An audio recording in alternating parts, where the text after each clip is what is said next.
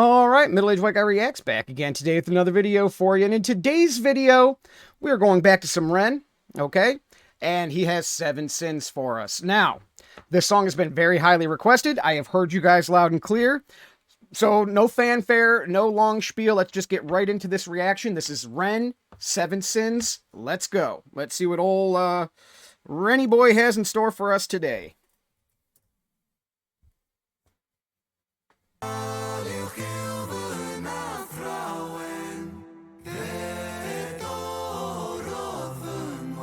That's not English.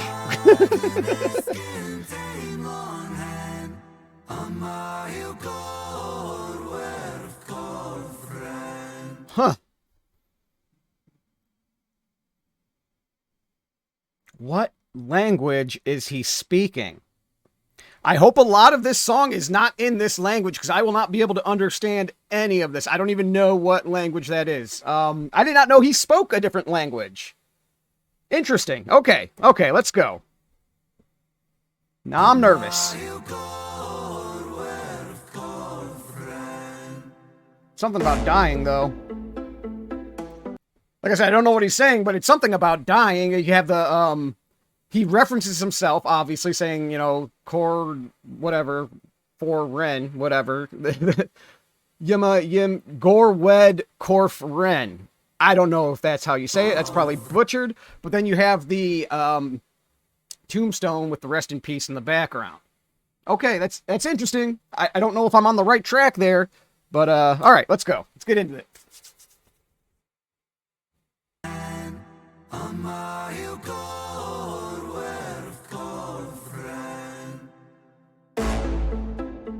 Oh, yeah. I like that. Oh, I like that. Oh, I like that. I love violin, man. I love violin in modern music. I love violin in like classical music too, don't get me wrong. But modern music with violin is just, there's just something about it, man. Just something about it. I'm a sucker for it. Let's go, Ren.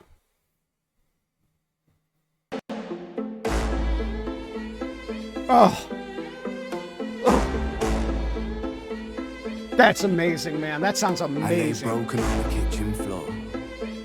I clawed at the laminate. Pain wandered my body. An uninvited guest. Bones of a home where the devil could rest. I cursed the gods, cursed my messiah, cursed my maker. I cursed all of creation. Ooh, okay. We're still gloating about the violin and everything, and then he gets into this, and he's going deep right off the bat, okay? So he lays broken on his kitchen floor. What did he say after that? Hold on. Clawed at the laminate. That's what it was. I lay broken on the kitchen floor. Okay. I clawed at the laminate. Pain wandered my body. Okay. An uninvited guest. Bones of a home where the devil could rest. Okay, so he's on the kitchen floor. He's clawing at the laminate. Pain is all over his body. It's an uninvited guest. I mean, nobody wants pain, right? Nobody, like, invites pain in. So this pain that's all over his body creates a good home for the devil to rest, right? Hold on, let me go back a little bit. Pain wandered my body, an uninvited guest. Bones of a home where the devil could rest. Bones were a home where the devil could rest. Cursed my messiah, cursed my maker. I cursed. Okay, cursed the gods, cursed his messiah, cursed the creator, or whatever he says there. The bones were a place where the devil could rest, right? He's in pain. When you're hurt, when you're in pain, when you're miserable and suffering, it is very hard to look to a divine entity and like be thankful or to believe in them or to, you know, you're not thankful for the pain, right? You're going to curse them. You're going to be, why me? Why am I going through this? So as you are separating from a deity, your God, your creator, okay, that is creating like a schism where the devil can then get in there, into your psyche, all right? You're in pain. You're vulnerable. Ugh, Ren, let us go, man. Come on. of a home where the devil could rest. I cursed the gods, cursed my messiah, cursed my maker. I cursed all of creation. There I lay, feeble and thin. Sick boy, 7 I say. Have you ever felt pain? Stomach wrenching, unrelenting. Tell me, have you ever felt pain? Condescending, muscles clenching. Tell me, have you ever felt pain? A rose emerges from the pavement cracks. They'll write my eulogy with broken glass. Eternal parallax. Pain. Pain the author, I accept. All right, have you ever felt pain? You know, I mean, true pain. True pain. Like, yes, we've all gotten hurt, okay? But, like, have you had a mental disease? Have you dealt with that kind of pain? Have you had an autoimmune disease where it's constant? Have you ever dealt with that? Are you in pain mentally or physically 24/7? Because that's what he's living through, okay? That is what he is living through. Ugh. All right, Ren. With broken glass, eternal parallax. Pain. Pain the author, I accept this. Pain the teacher, bruised apprentice. Pain was this thing, pain will come. Pain the mother, I'm the son. Essentially, this is all he knows at this point. Hold on, let's go back a little bit. Damn, this is already like... This is getting deep. This is going off the deep end quick.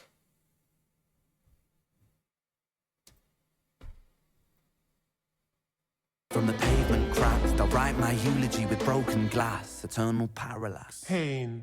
Pain the author, I accept this. Pain the teacher, bruised apprentice. Pain was this thing, pain will come.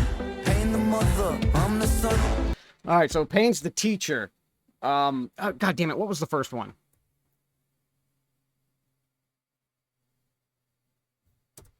Sorry, hold on. Give me a second here. I gotta get this right. Pain. Pain the Author. Author and the teacher. Bruised apprentice. He's the bruised apprentice. Yeah. He's the bruised apprentice. So Pain's the author. Pain's the teacher. Pain is what is determining how he is going to act. Pain is teaching him how he needs to live, okay?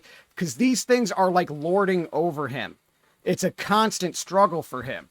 So Pain is writing his story, basically. Pain is teaching him how to be. He's the bruised apprentice. Pain is the mother, and he is the son, okay?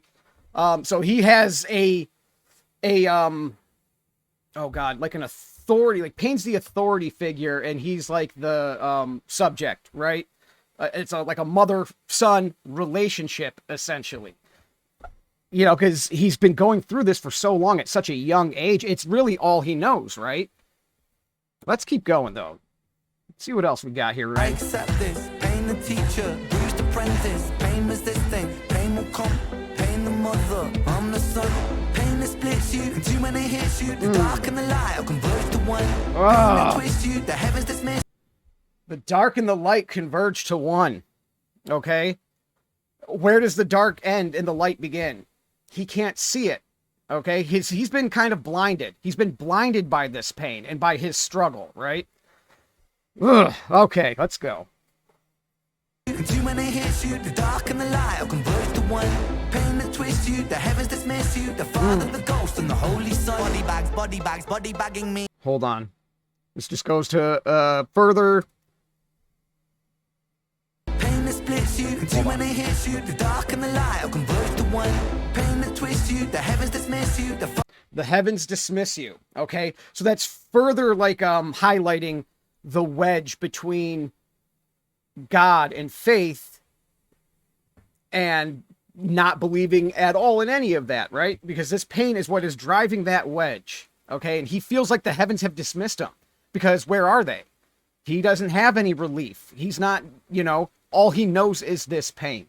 Let's go, man. Hits you, the dark and the light will converge to one. Pain that twists you, the heavens dismiss you. The Father, the Ghost, and the Holy Son. Body bagging me. Zip it up quick, cut their things on B. I search for peace in the belly of a beast. Sick boy, on a matter P.I. He's searching for peace in the belly of the beast. Okay, so he's already established that this pain has made it an easy place for the devil to rest in his bones, right? He's already separating from God, from a religion and faith. let me see. He's trying to make peace in the belly of a beast, though. He's just, this is his situation. He can't do anything about it. You just have to try to make peace with it in the belly of the beast, which, that's impossible, right? That's impossible. So he's trying to literally do the impossible right now. Let's go. I search for peace in the belly of a beast. Sick boy, sick boy. He searched for peace in the belly of the beast, okay? Because that's where he's dwelling, right? He searched for it. Obviously did not find it.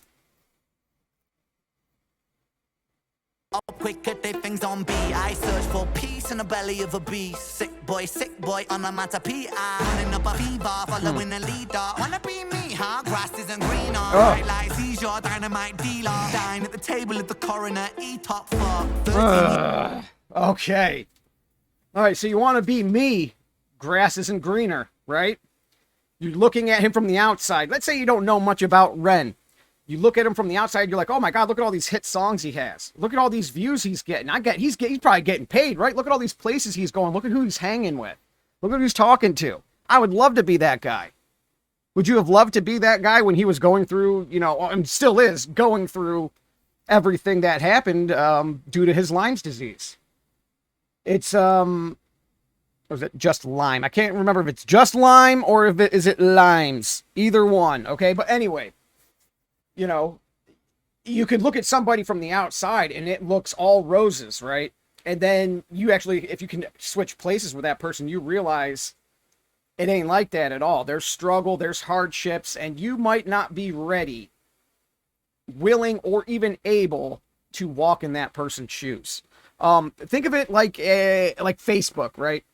You look at these families on Facebook, all these pictures of smiling, happy kids. They're doing amazing things. They're getting these amazing shots of their family doing awesome stuff. They have the perfect life, right? You see them going everywhere, doing everything, always with each other, always happy and always smiling. Yeah, we can produce those pictures too in this household. Are we like that all the time? They're 4 boys. They're 4 rambunctious young boys. Do you think we're all smiles here all the time? No way. No way. So if you look at my life, like on my Facebook life, well, I don't post anything to Facebook, but let's just imagine I did. All right. If you're looking at my Facebook life, you're like, oh my God, how lucky is he? I mean, yes, I am. Don't get me wrong. Very lucky, but it's not the perfect representation that I would show on Facebook, right? It's actually not like that. There's a lot of frustration and struggles and, like any family. So grass is not always greener. And if you can learn that lesson at a young age, it'll really do you well for the rest of your life, okay? Some people never learn that lesson, though. Your dynamite dealer. Dine at the table of the coroner. E-top for 13 years and I've been feeling so stark. Lucky number 13, just my luck. Empire's Tom. So I'm assuming that 13 years is how long he's been struggling with this, right? So, okay. That's a long time to be in pain and to not know what's going on. 13 years and I've been feeling so stark. Lucky number 13, just my luck. Empire's tumble, rubble and dust. The universe shrinks and the planets combust. In God we trust. God tied a noose to his neck and he walked to the edge and he jumped. Angels wept. I bear witness, watching the whole thing unfold from my bed. A bed where I never need rest. What? Hold on.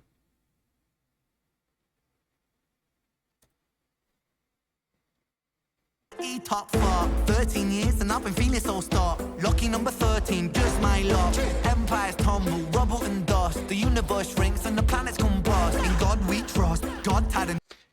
Nothing lasts forever, right? Empires crumble to rubble and dust. The planets shrink and turn to dust, or whatever he says there. Or they combust, right? Eventually that's the life cycle. Everything that is will eventually come back to that point. But that wasn't what I wanted to comment on. This part right here is very interesting to me. God tied a noose to his neck and walked to the edge and he jumped. Angels wept, right? And then what does he say? Hold on.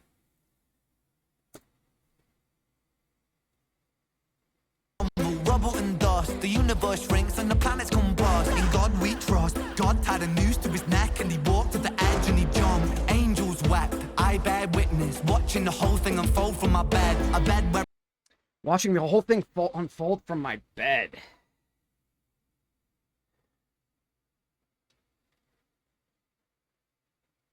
I mean, you know what?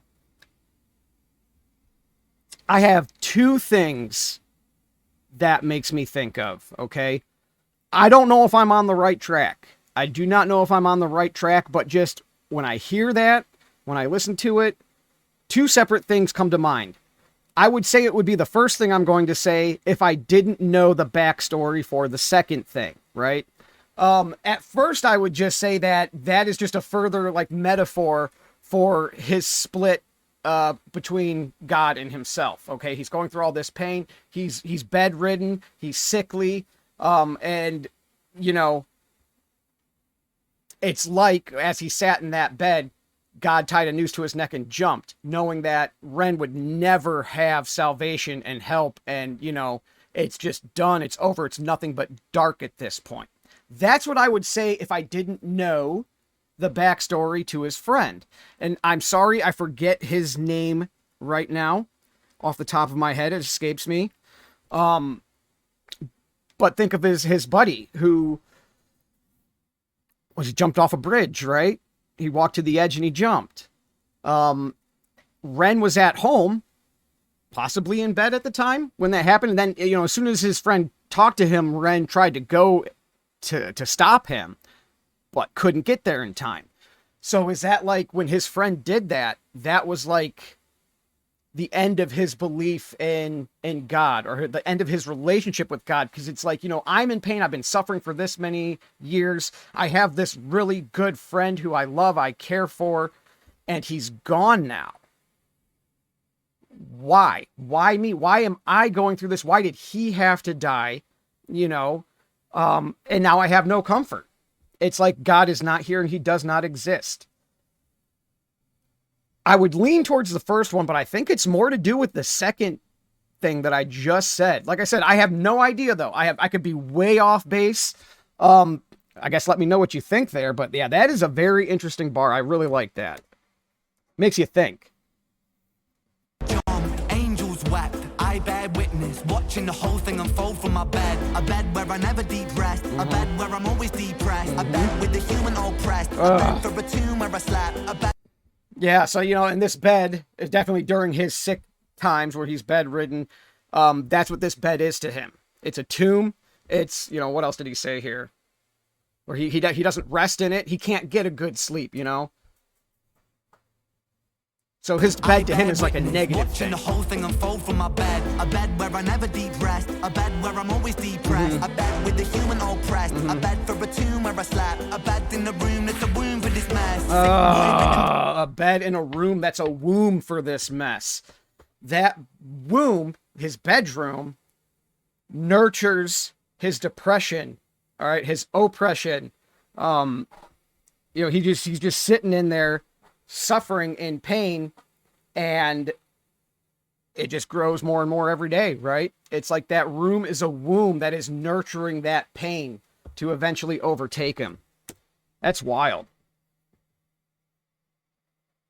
A bed for a tomb where I slept. A bed in the room that's a womb for this mess. Sick boy bitten by a tick boy. Tell me how it feels to be buried while you breathe. Stones and sticks boy. Pain is a gift boy. Hard to make a stand when you cry. How does it feel to be buried when you breathe?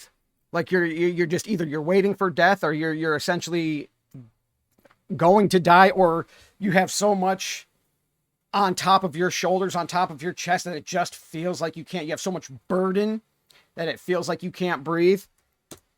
That's nice. How it feels to be buried while you breathe. Stones and sticks, boy. Pain is a gift, boy. Hard to make a stand when you crawl on your knees and I kneel. Oh, hard to make a stand when you crawl on your knees. Pain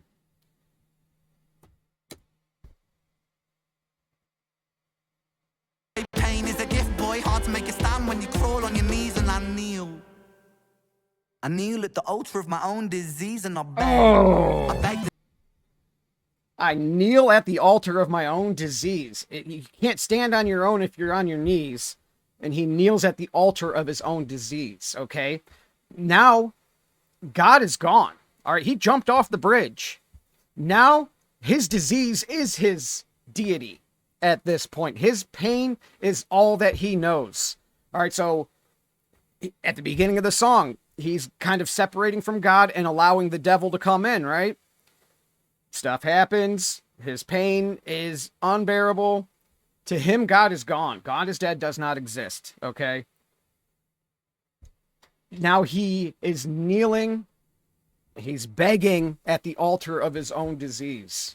Man, this is deep. It's very heavy. I kneel at the altar of my own disease and I beg. I beg the sky for mercy, mercy never came. I 50, dirty, 33 and hurting, cursing Jesus died at 33 and still my sins are lurking. Years turning, future stays uncertain, surgeon incision, murder ambition. Hold on, that was nice. Let me hear that again. I kneel at the altar of my own disease and I beg. I beg the sky for mercy, mercy never came. I did me dirty, 33 and hurting. I beg the sky for mercy. Life did me dirty, right? So he's begging at the altar of his own disease. He's just like, let's let it stop now, please. Let's let it stop. Hold on. Now I lost it. Hold on.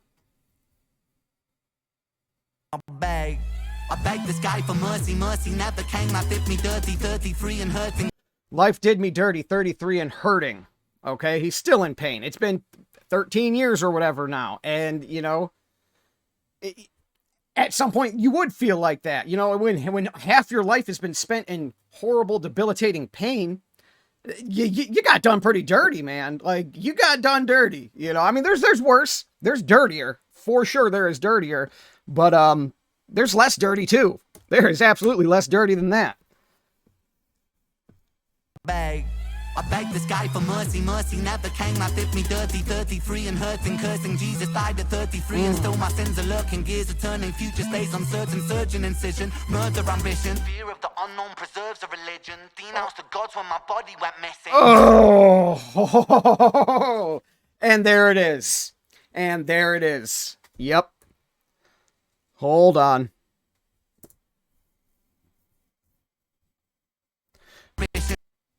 Hold on. Jesus died at 33. And still my sins are lurking. Gears are turning, future stays uncertain, surgeon incision, murder ambition. Surgeon incision, murder ambition. Okay. Like I said, he's hurting, in pain. We know that. Okay. Stuff like that would murder your ambition. Okay. There's no ambition to do or to be anything because you can't even think of that. You can't even get over this pain to even get to that point in the first place. But then this is very, what's the word I want to use for this? This is a very profound bar right here. Very profound. That's the word I was looking for. Let's go. And still my sins are lurking, gears are turning, future stays uncertain, surgeon incision, murder ambition. Fear of the unknown preserves a religion. Denounced the gods when my body went missing. Fear of the unknown preserves a religion. Denounced the gods when my body went missing. Okay? Fear of the unknown, right? What happens when we die? Where do we go? If anywhere at all, right? So not knowing what happens when we die, it makes us gravitate towards religion, is what Ren is saying, okay? So because we fear death and we fear the unknown, that is what helps to keep religion going. Again, what Ren is saying, I am not saying I believe that. That's what Ren is saying in this, okay? But he denounced the gods when his body went missing. Let's think about it. If you're healthy, you're happy, you are afraid to die.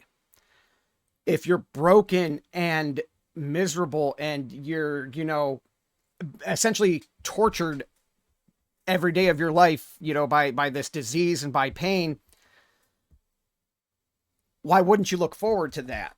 You know, so there's no need at this point for him to cling to religion and to deities and gods when he would probably welcome death at certain points, right? He's not afraid of it. There's nothing to fear there, because to him, maybe at some points it would have been like a relief. So it was much easier for him to denounce the gods and to push away religion when his body was wrecked to begin with. Okay, there was nothing that would make him fear the peace and tranquility of death, essentially, is what he is saying here. And that is profound. That is very deep. Let's go, Ren. Sad, too. It's very sad. Murder, ambition, fear of the unknown preserves a religion. Denounce the gods when my body went missing. Back then, the pain spray ricochet like a Mac 10. Hot lead hit the bed that was trapped in. Red wing seraphim out of God's grace. Cried tears from heaven like Clapton. Stick pins in the voodoo Hendrix. Thick skin, stay humble, Ken. Hold on.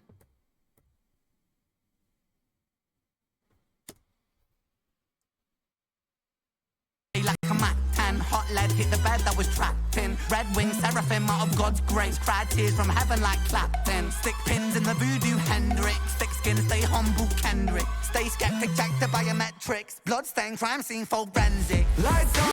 Huh. Hold on. So, what's he saying here? He doesn't, I don't feel like 100% connect the dots. Red wing seraphim out of God's grace. Red wing seraphim out of God's grace. Seraphim, I believe, is another word for angel in the Bible, if I am correct. Hold on. Let's double check the meaning of that, so we don't get it wrong here.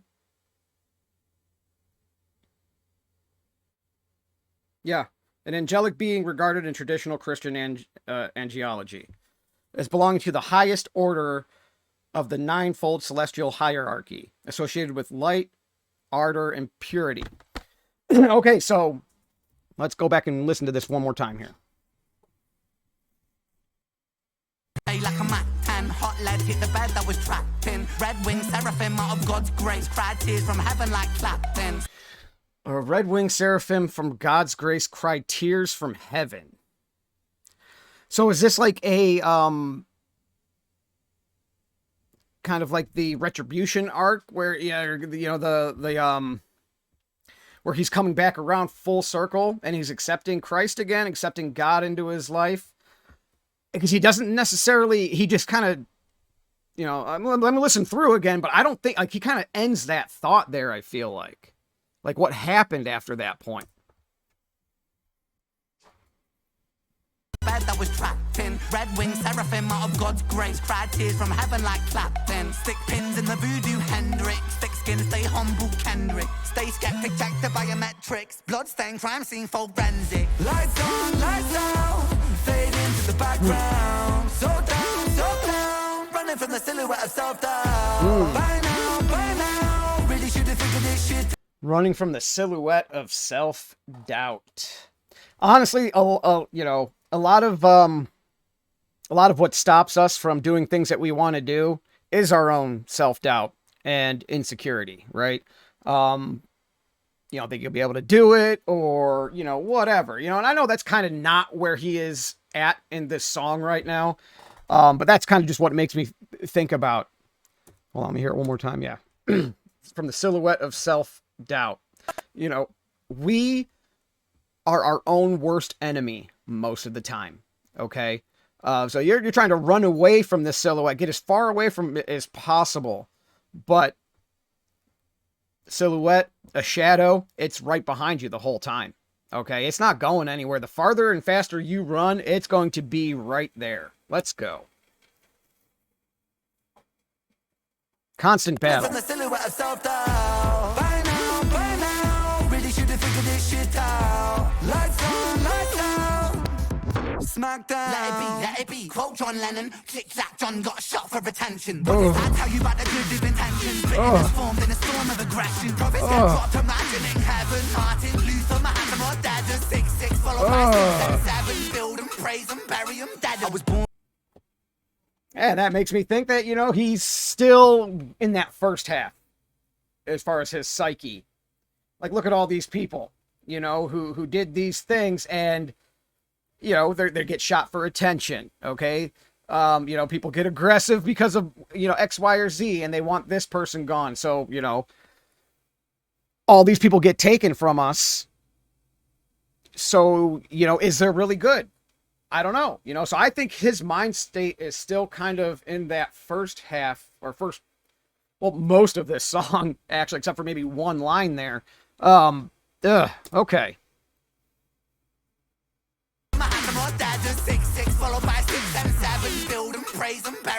I was born to be half a man with half a chance. My heart isn't half righteous, half is damn, and half a gram. Hard though troubles and thoughts stay darker than Uruk-hai master plan. Sharper than glass shards, splinter and cinnamon. Irony could kill a man.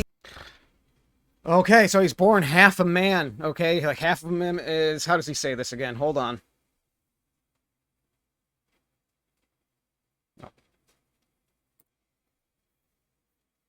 My heart isn't half righteous, half is damned, and half a... Okay, he's half a man, half is righteous, and half is damned. Half of him is already condemned, okay? I think that's just like a reference to him not feeling whole, because technically for most of his life he hasn't been whole, okay? He hasn't been 100%, right? So it would be like teetering, you know, half of you wants this because you're good, right? And then the other half wants that because you're not so good. It's deep. It's deep song. Deep song.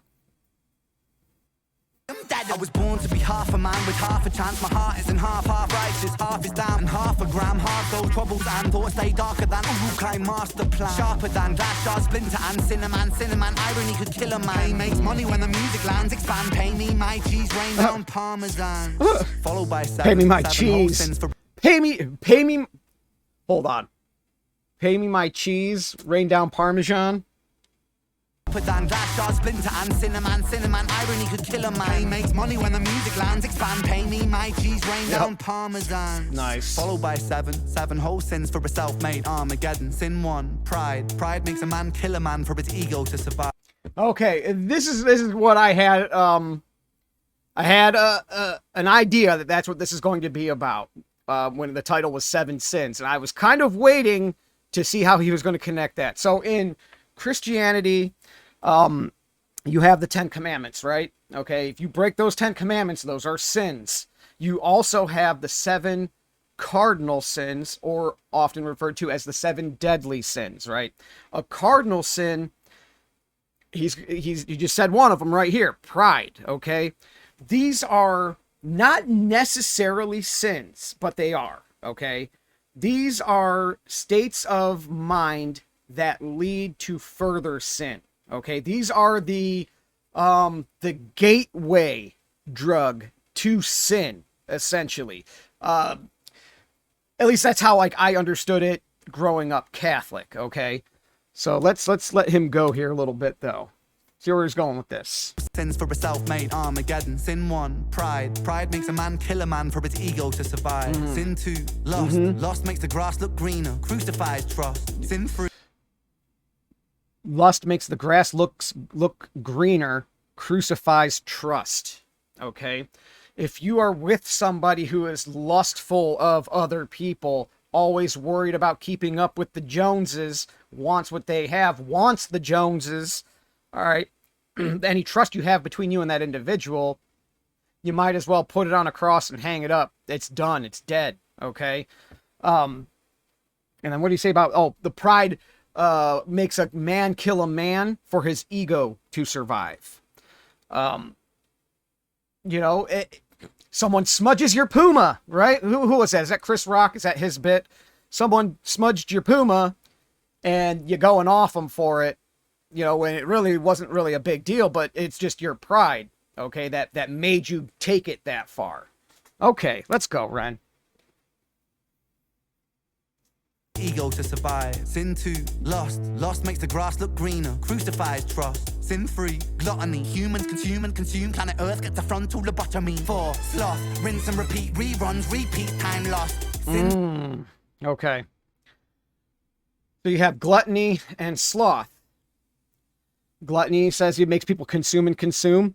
The Earth gets a frontal lobotomy, okay? We're just stripping it of resources. And You know, there needs to be a balance with that stuff. But if you're just taking, consuming, and it's, you know, ridiculous compared to what you actually need, you know, that could be a problem. If it's okay if one person does that, but when you start extrapolating that out throughout a society, next thing you know, we have a strain on resources. You know, it's not good. Okay, gluttony is not good. I am all about getting yours, making your money, doing what you got to do within reason, right? But there's definitely a path when we get to that could lead down a very dark road. Okay, a very dark road, and not like dark like, you know, evil, but like just if we you know, use up all the resources, there's going to be a lot of struggling people. It's going to be dark times for a lot of people. Like, you know, you eat all the food. Now you're going to have to watch people slowly starve to death, right? So yeah, that's crazy. And then sloth, you said, hold on, what do you say about sloth? I forget now. Earth gets the front to the bottom, me. 4, sloth, rinse and repeat, reruns, repeat, time lost. Sin 5.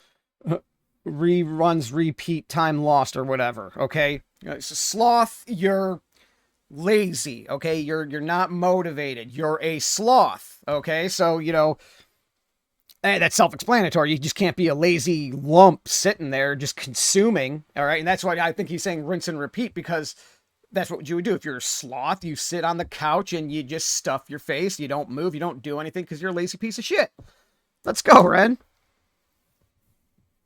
The front to the bottom, me. 4, sloth, rinse and repeat, reruns, repeat, time lost. Sin 5, envy, that's when one man's win is another man's frenzy. Sin 6, wrath, rage, vengeance, killers, psychopath. Sin 7, greed. Greed plants a seed that will destroy us all if we succumb to greed. If we take what we need and take more than we need, then our oceans will bleed. Still we feed and we feed and we sleep and repeat, then we exile the shepherds and follow the sheep. Oh, okay. Okay, hold on. That's a lot there. That's a lot there. Let's go back a little bit. Or what was this? Envy? I think that's where I wanted to start. Hold on. Hold on. Repeat, time lost. Sin 5, envy. That's when one man's win is another man's frenzy. One man's envy. One man's win is another man's frenzy. Okay? If I'm envious, I see this guy winning over there. It almost like enrages me. It pisses me off. I want to be that. I want that for me, right? Yeah, that's... Sometimes a little bit of envy is good. It pushes you to do better. But you cannot dwell on that kind of thought process, right? Because if you're just envious of everything that everybody else has, you're never going to be like happy with what you have, okay? And like I said, getting into the rut, I guess, of like trying to keep up with the Joneses is really like a destructive mindset, okay? You don't need to keep up with anybody. You are in a race with yourself. That is it. You are not in a race with me or her or him or that guy, okay? So, you know, don't worry about what other people have.